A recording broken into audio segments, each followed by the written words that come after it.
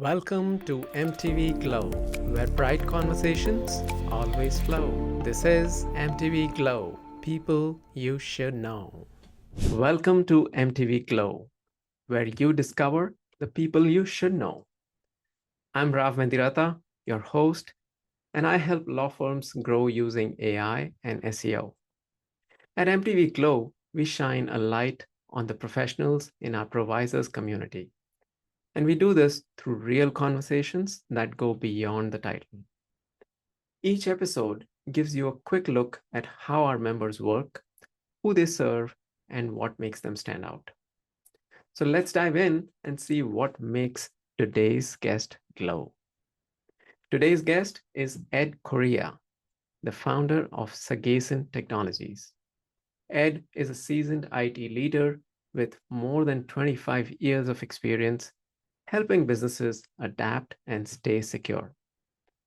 Under his leadership, Sagacent was ranked the 43rd best MSP on the planet in 2025, and it earned a place on the Inc. 5000 list as well. He is known for his strong cybersecurity frameworks, early adoption of NIST standards, and a commitment to resilience. Ed has been part of the Provisors community for more than 10 years and also leads the San Jose 4 group. He joined MTU1 less than a year ago. I'm excited to introduce you to Ed and his practical approach to technology, security, and business growth. Welcome, Ed. Thank you for joining us today. Happy to be here. Awesome. So the question I usually like to start is around how would you explain your business to a 10-year-old? And interestingly, so my daughter is now 11, but when she was 10, I saw that her school made her prepare a presentation on cybersecurity. So I'm curious to learn how you think of the business and from explaining it to somebody who's 10, who might have done a presentation like that. Yeah. What would you explain to them? That's a pretty big challenge. What I would say is my company, Sagacent Technologies, helps businesses with their technology.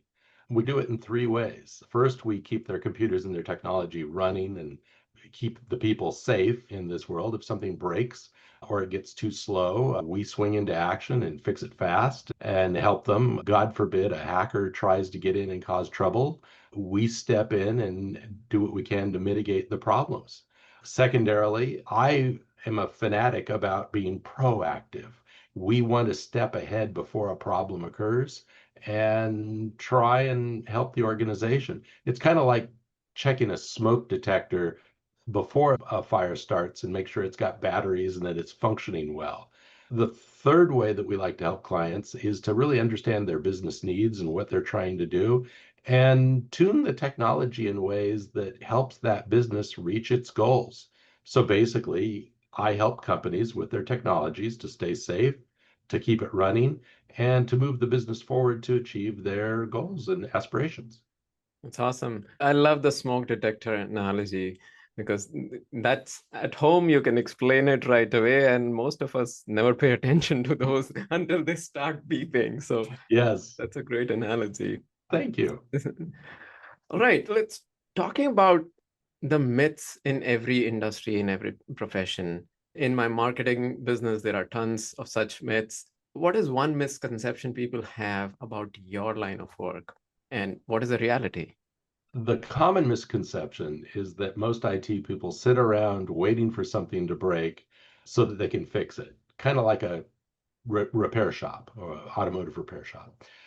In reality, leading IT providers like to work, again, to prevent problems from happening in the first place. Again, that's being proactive.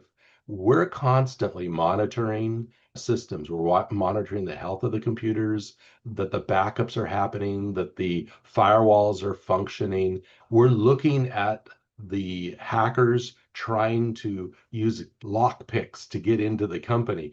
And by constantly monitoring and looking at these things, we can take actions to proactively often prevent things from happening. When you do this right, things break much less commonly and it provides a real value to the business.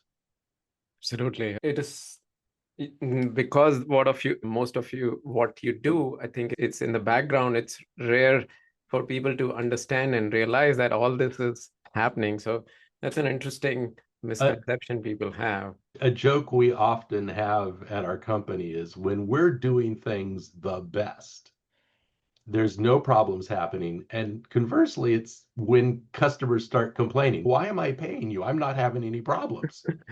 And we go, because we're preventing the problems. So some yeah, I remember last year one of the IT reports which crossed my desk was that on a daily basis the number of attacks happening on our servers, it was mind-boggling. And because my IT team, my internal team was doing a good job, I had never heard of it, never knew of it. I hear you on that. So it's an interesting misconception to tackle on a day-to-day basis. But Absolutely. moving on to from misconceptions to challenges. What is one challenge in your industry that you're passionate about solving? Something which makes you get out of your bed every morning and get excited about heading to Sagacent offices? Unfortunately, my industry is racing towards commoditization. And what you're seeing is a lot of managed service providers saying they do everything. Oh, yeah, we do IT, we do cybersecurity, we do compliance. Sounds a little bit like me.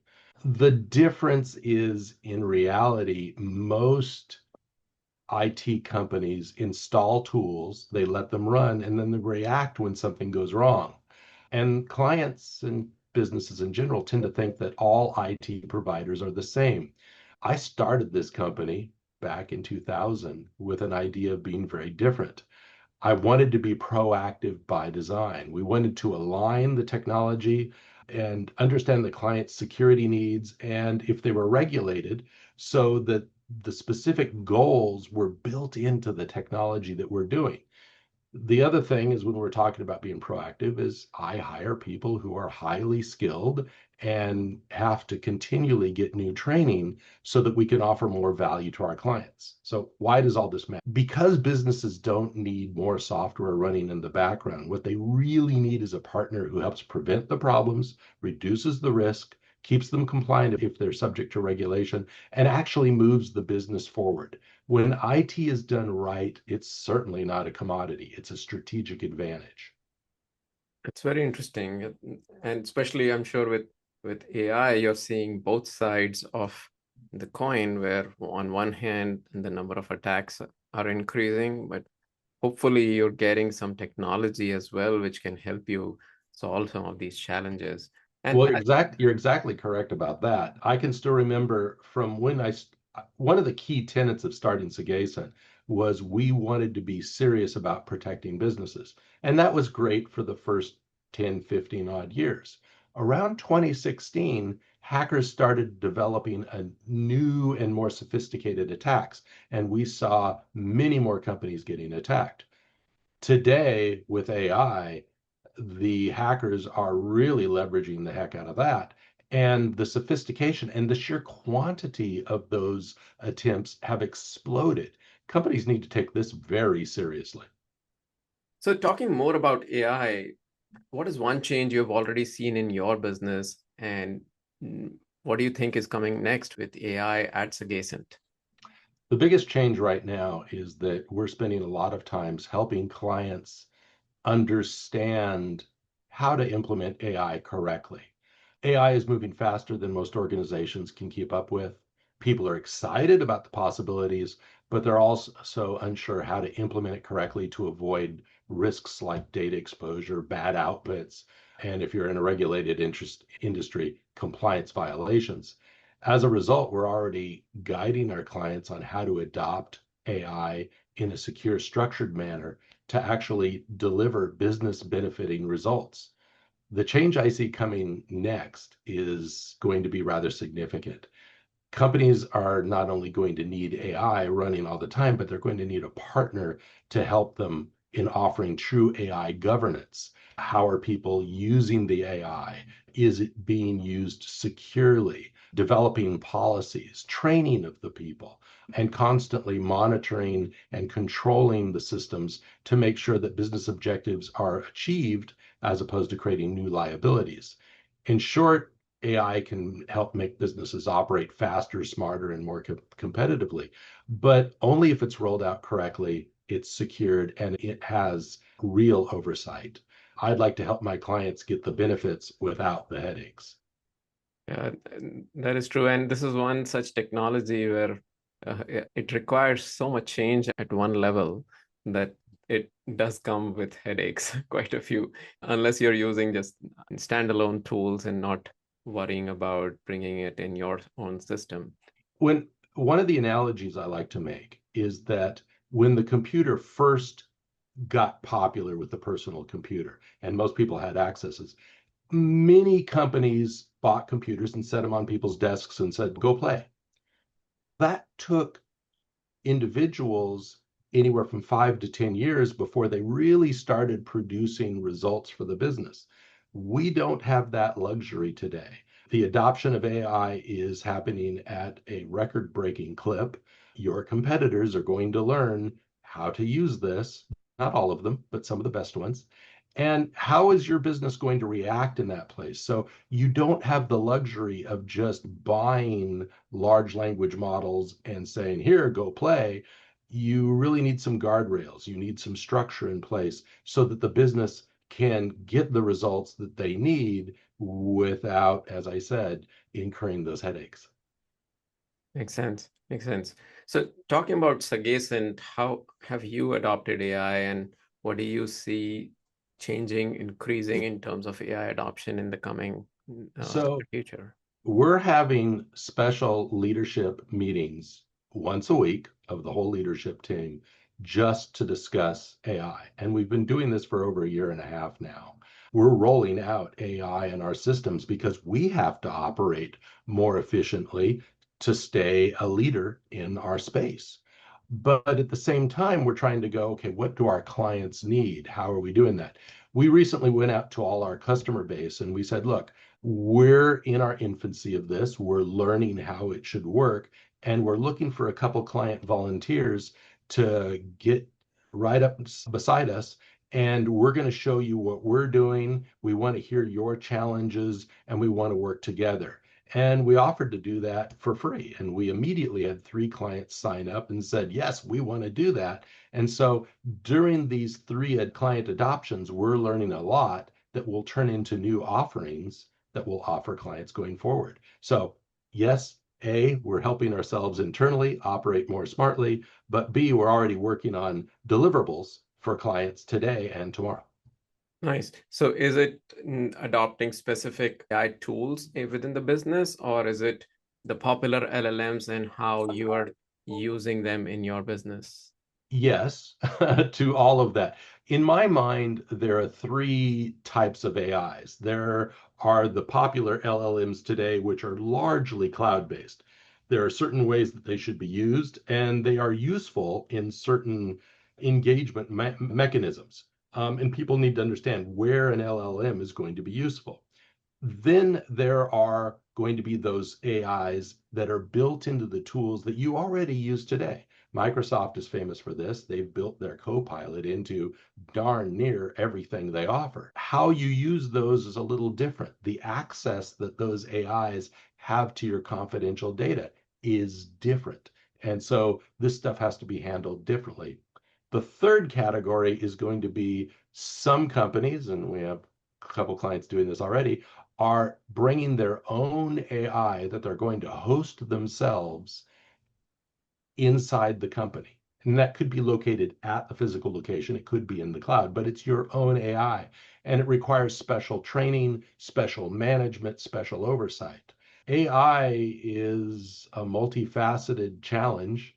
And unfortunately, there are not universal answers. We have to look at it and we have to look at the individual company and advise them appropriately. Cool, cool. Yeah, that is exciting and intimidating at the same time, I think. Exactly. Mm, And it's like you said, it's mind-boggling at the pace all three are moving, right? Yes, LLMs are getting smarter by the week. Then there are open source LLMs, which companies are adopting and then developing apps or agents on top of that. And then Microsoft, Google, and the likes of OSs, which are becoming agentic, is growing fast as well. So interesting times ahead for both of us. Absolutely. In fact, I would say just about every business. Yeah, that is true. That's true. Talking about businesses and professionals we have in our providers community. You've been a fellow providers leader for a very long time. You're still a group leader in one, 5 years and now. then how can we best support you? And what's a great referral look like for you? The best way to support me is to introduce me to business leaders who are worried about their technology, maybe their cybersecurity, maybe their compliance, and see if we can help them. Certainly, you should introduce me if you ever hear of a business getting hacked or suffering a major technology failing. That's super simple. But most often, a great referral is any company that's heavily dependent on technology. Maybe they're scaling, they might be dealing with regulations, they might be starting to explore AI, and they want a trusted partner that's going to help make sure that everything's secure, reliable, and aligned to their business goals. I say that a lot. They don't have to be unhappy with their current IT provider. Maybe they've outsourced to a managed service provider. Maybe they have people in-house.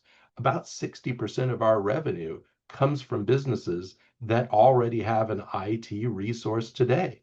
Well, But they may need to know, are we confident that we're doing this right? An offer we often do is a second opinion assessment, and we'll let them know. A growing part of my business is working with those businesses that may have in-house IT, and we'll say, how can our skills augment yours so that the business can derive better value? that's very interesting. I like the second assessment approach. Thank you for sharing that.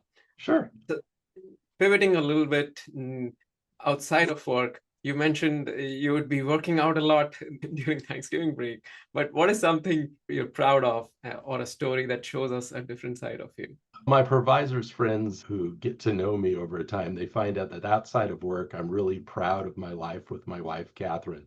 We built a good life together. She works in high tech for another large company, and I work for my own company. We've been together for 28 years, happily married for 21. She's my best friend.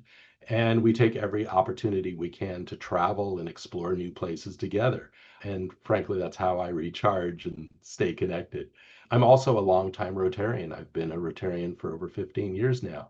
And Rotary gives me an opportunity to help people both in our local community and around the world, whether it's supporting the needs here in Silicon Valley or contributing to global initiatives and projects. It really makes me feel like there's a purpose besides me, besides just being a business owner, and that makes me feel good. And relatedly, I'm also very involved in supporting a number of local nonprofits in our community. Often it's around technology, and I get to advise them and help them. But these are the things that really get me excited on a personal level, my family and my service, both of which are a big part of my life. That's amazing. 28 years. And both of you are techies. That's a double. So congratulations. That's amazing. Thank you. And thank you for all your work with Rotary and other nonprofits. I'm a fellow Rotarian as well, and my club, they have this unique, in addition to the regular pin, we have this half wine glass pin as well, so which I really like. What's the wine glass So represent? I think it's associated with the saying that when your glass is full, you can donate more. So Oh, yes. it's Nice. around that philosophy. I think that's awesome. Yeah. It's funny, half of my friends are in Rotary. The other half are improvisers. So both Rotary and improvisers have been huge impacts on my life. Yeah, both great communities. And Yes. on that note, you've been a leader in the provider space. What's one tip you would give to fellow providers members to maximize their experience? I'd say that provisors can deliver incredible value. It certainly has for me, but only if you invest in it. You don't want to just stick with your home group and only go once a month. You want to get out there and guest with other groups and attend social events wherever you can. On a good month, I can be found at 8 to 12 provisors activities a month. That would be group meetings, guesting at other groups, socials, and troikas. because that's how you build real relationships. And remember that referrals only flow if people know and trust you. So you've got to give them that opportunity to know you. So get out there, get involved, be seen, and make it easy for other members to get to know you so that the value will flow. That makes a lot of sense.